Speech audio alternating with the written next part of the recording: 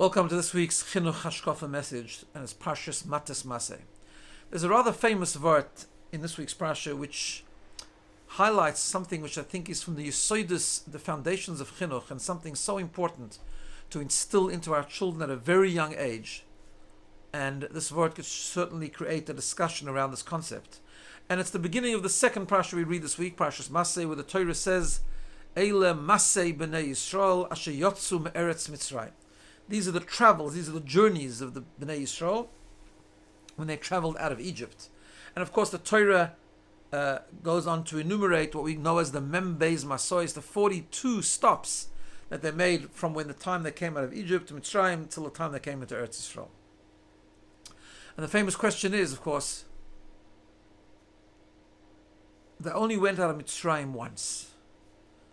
So what does it mean, Eile Maseh? These are the journeys in the plural that the Jewish people undertook to go out of Egypt. And we know the answer that's given is that yes, physically, geographically, the Jews went out of Egypt only once. But they kept going out of Egypt, as so do we, or so should we. We should continue throughout our lives to continuously go out of Mitzrayim. Because we know, of course, the idea of Mitzrayim means meitzar, borders, restrictions, things that we hold ourselves back, we box ourselves in, thinking we're not able to grow, we're not able to take the next step. And the Torah tells us, as we know, we say in the Haggadah, B'chol doir v'doir, every single generation. And in Tanya, he adds the word, B'chol yoim v'yoim, every single day.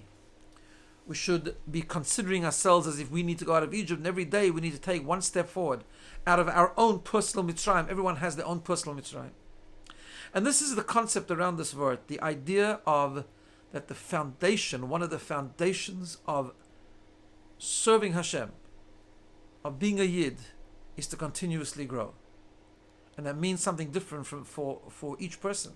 So we talk to our children and we emphasize that on the one hand, that is the most important thing. We've always got to push ourselves to do a little bit more than we're comfortable with. Not just to remain where we're comfortable, but to continuously do a bit more than we're comfortable with. And to understand the greatness of that.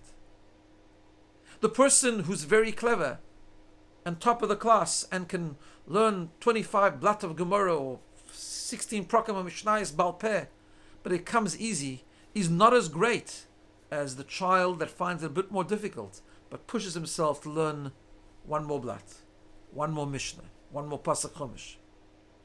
That when we need to emphasize the children when they come back, it's not about the 100% they got on marks, it's about did they push themselves to learn a bit more, just do a bit more than they think they can do.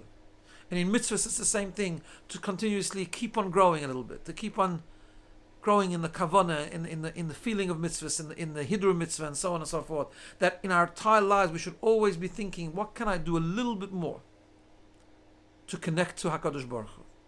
We know the also rather famous word that's the Baal Tanya talks about in Tanya, where the Gemara tells us, based on a pasuk, that someone that revises their learning 100 times is called lo yavoda, is not a servant of Hashem, where if someone learns reviews his learning 101 times, that's considered an Eved Hashem. And the reason is because in olden times it was common practice to review learning 100 times. So therefore you learnt it 100 times, you weren't going out of your comfort zone. The person who does it one more time, that's considered serving Hashem.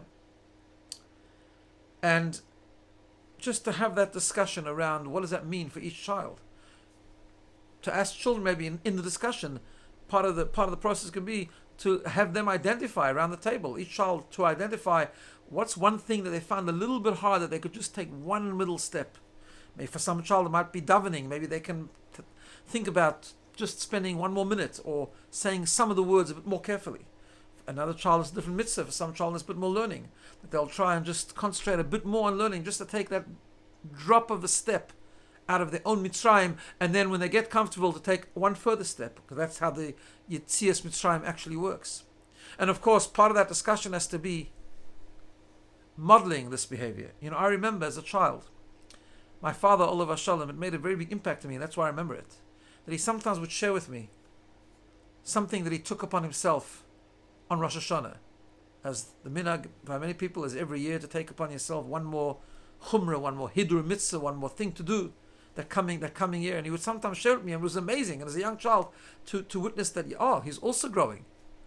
also improving, that we can always improve. We all have to go out of Mitzrayim. It's a continuous thing throughout our entire life, and that's something we have to share. Maybe one of those things that when we hopefully ourselves grow, is to share it with our children if it's appropriate. Let them into our world of growth, hopefully, which is happening. And that will be an amazing inspiration to them that they should also grow.